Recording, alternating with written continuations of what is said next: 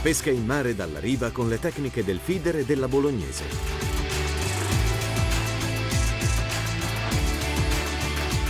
Alla scoperta degli spot migliori, affrontati con i suggerimenti di ottimi specialisti.